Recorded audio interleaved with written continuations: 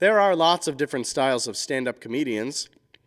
Some tell jokes with props, some tell jokes about politics, and some just make wacky noises with their hands and their mouth. That's the great thing about stand-up comedy. You just never know what you're going to get. Here's stand-up comic Dave Stinton. So, a lot of detergents claim to treat caked-on blood, but I need to clean a bled-on cake. If anyone has any suggestions, it's kind of an emergency.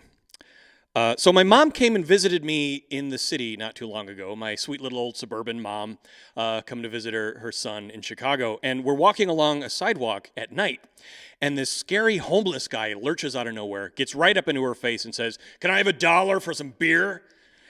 And I'm all ready to steer my mom around this guy. But my mom stops me and says, no, hold on. "You know what, sir? Yes, you can. I'm not sure how I feel about you using this to buy alcohol, but I appreciate your honesty. There you go, sir. Enjoy your beer. Thank you for being a glimmer of honesty in this deceitful world." He probably spent it on coffee. That's actually a complaint a lot of people have about giving your money to homeless people. I was like, oh, he's just going to spend it on booze. It's probably what I was going to do with it. In my case, probably a nice bottle of Sauvignon Blanc. Pour a little out for my dead scallops.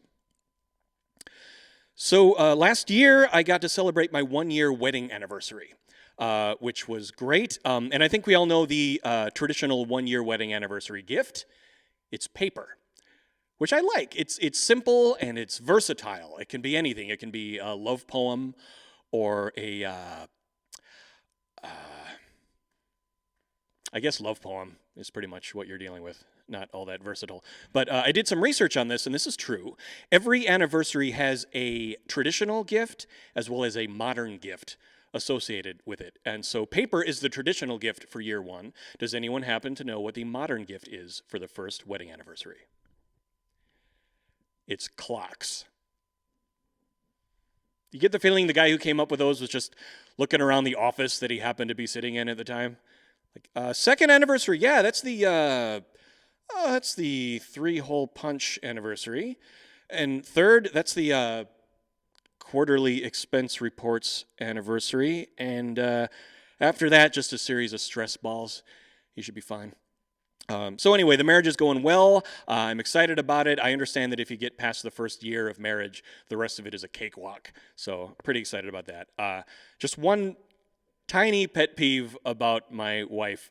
It's a little annoying when she watches sports with me because you can't stop asking questions about what's going on in the game. She'll be like, "Wait, who is that?" And I'll say, "That's the pitcher, sweetheart. We've been over this." And she'll say, "He's on like a 120 pitch count. Why is he going back out there in the 7th inning with a 4-run lead? Shouldn't they put in Gonzalez? Isn't this exactly why we traded for him?"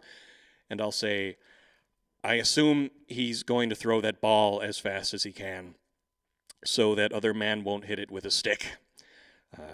I'm not a jock. Not at all. Although I did play a little t-ball in grade school. No big deal. Our coach would tell us, it doesn't matter if you win or lose, everyone dies alone. So, but it's tough to talk to kids. You know, we tell our 13-year-old boys, don't pick on the awkward, gangly girl at school because you're going to be begging her for a date one day. She's going to blossom into a beautiful young woman. And yes, that's a lie, but it's a benevolent lie. It doesn't hurt anybody right away. The thing is, we're adults here. We know how it works. The ugly kids stay ugly. Look to the story of the ugly duckling.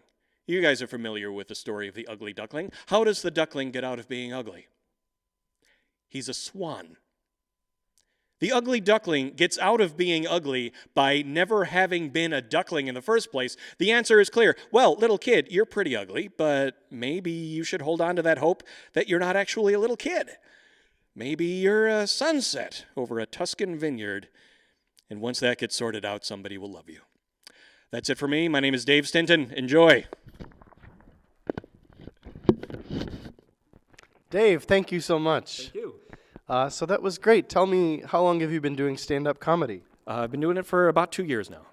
That's great. And how do you write your jokes? I just kind of go out into the world, and as things happen to me, sometimes I'll get a little funny edge on my interpretation of the day's events, I guess. That's great. I know a lot of comedians will keep notebooks where they'll put their jokes down in there. Do you have a trick like that for remembering jokes? I do have a notebook. That's exactly the trick I use. Great. I like some of the tricks in your comedy where you had us believe that your wife was asking banal questions about sports when really she was the sports nut of the couple. Exactly. That's it's true in real life. Well, thanks so much. We enjoy you sharing your talent with us, and we'll be back.